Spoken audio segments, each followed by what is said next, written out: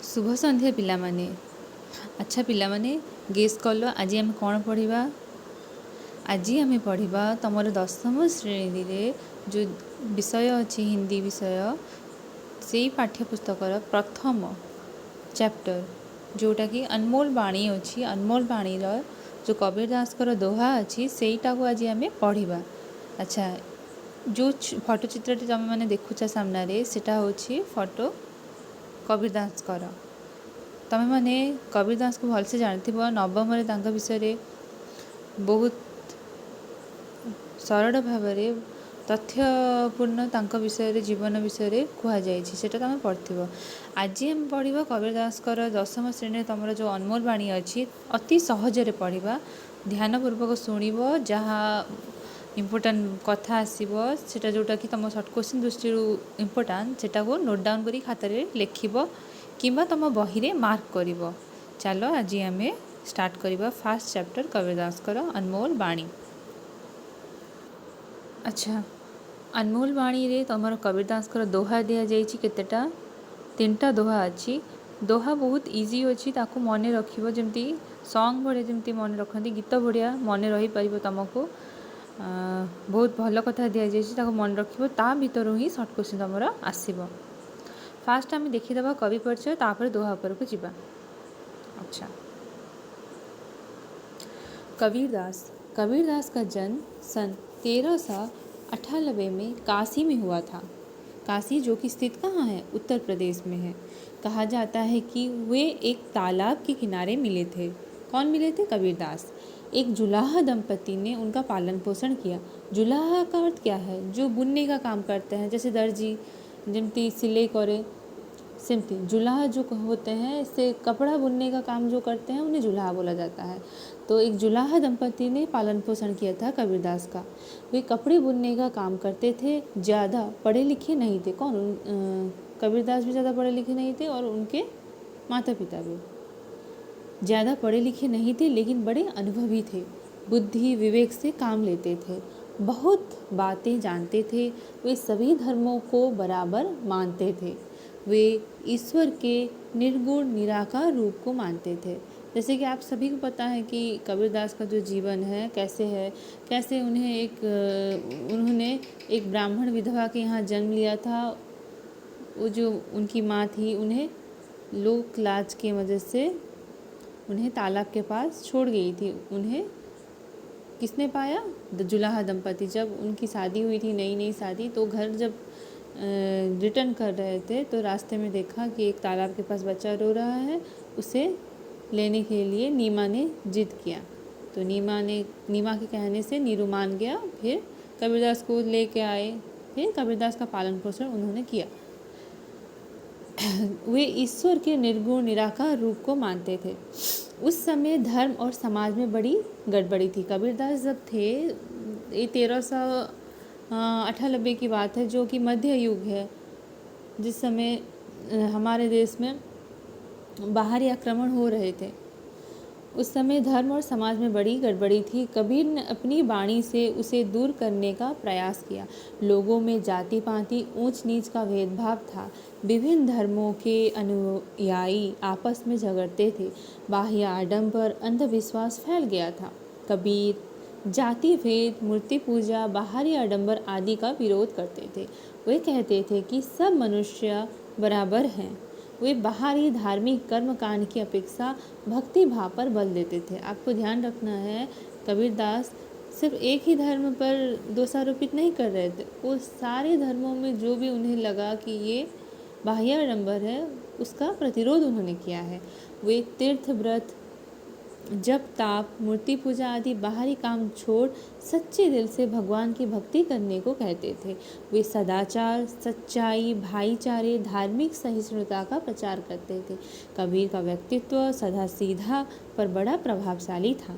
उनकी वाणियों को उनके शिष्यों ने बीजक नामक ग्रंथ में संग्रहित किया। तो कबीर जो बात बोलते थे, वो तो पढ़े लिखे नहीं थे, लिख नहीं पाएंगे, तो वो जो भी बात तथ्यपूर्ण बोलते थे, उनके जो शिष्य होते थे वे उसे लिखते थे।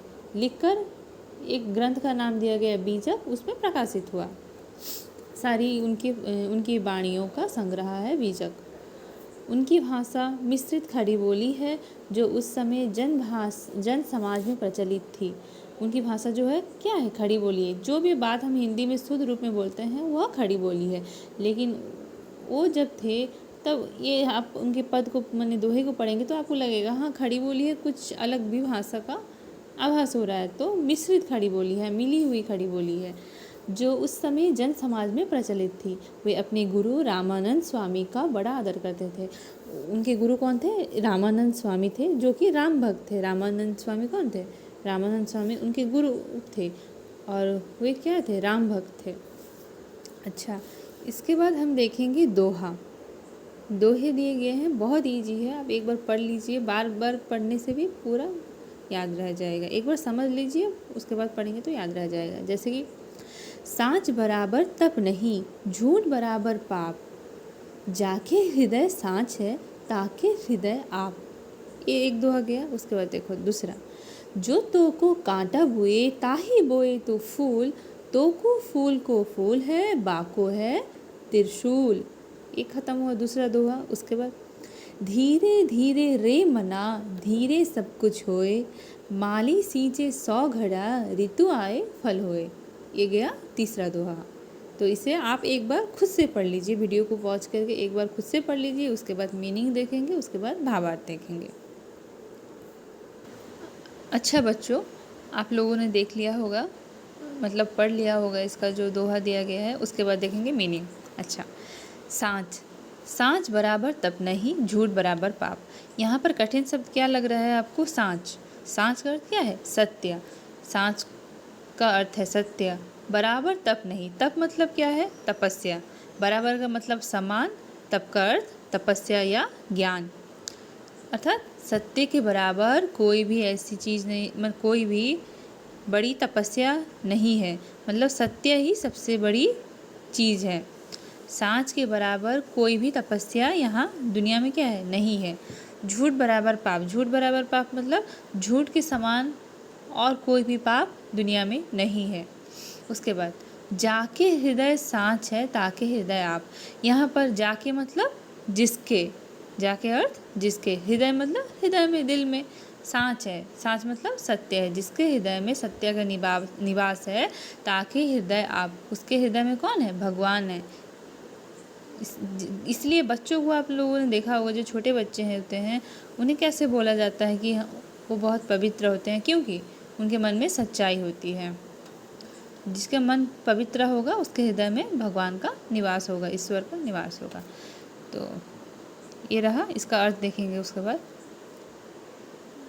आपको एग्ज़ाम में पड़ेगा दोहा, दोहे को व्याख्या करना है। तो आपका जो भी दोहे को समझें उसको याद रख लेंगे तो आप आसानी से 5 मार्क्स के लिए लिख सकते हैं। याद रखना, 5 मार्क्स के लिए कम से कम 5 वाक्य, पूर्ण वाक्य होना चाहिए। एक्स्ट्रा लिख सकते हो लेकिन कम नहीं होना चाहिए। उसके बाद सुनो, सत्य हमेशा महान होता है, संसार में सत्य के समान तपस्या या ज्ञान नहीं है। उसी प्रकार झूठ या मिथ्या के बराबर पाप या बुरा काम नहीं है, कारण बुरा काम करना पाप है। जिसके हृदय में सत्य का निवास है, अर्थात जो हमेशा सच बोलता है, उसका हृदय निर्मल होता है। जैसे कि बच्चे निर्मल होता है और क्या होता है? पाप रहित होता है। उसके निर्मल हृदय में भगवान विराजमान करते हैं, अर्थात सत्यवादी को भगवान के दर्शन मिलते हैं। वे महान होते हैं, तत्वदर्शी होते हैं। समाज सत्यवादी का आदर करता है, पापी का अनादर करता है। आज के लिए यही दोहा आप सबको याद रखना है, पूरा अच्छे से याद रखना। तो मैं शॉर्ट क्वेश्चन पूछती हूँ, जो भी आंसर है उसे बताना कमेंट बॉक्स में। अच्छा, सांच के समान क्या नहीं है? पहला प्रश्न गया। उसके बाद किसके बराबर तप नहीं है? दूसरा प्रश्न। तीसरा प्रश्न, झूठ के बराबर क्या नहीं है? उसके बाद चौथा प्रश्न, जिसके हृदय में सांच है उसके हृदय में कौन होते हैं? इतना ही प्रश्न है, इसका उत्तर आप लोगों को बताना है। अच्छा, आज के लिए इतना ही, धन्यवाद।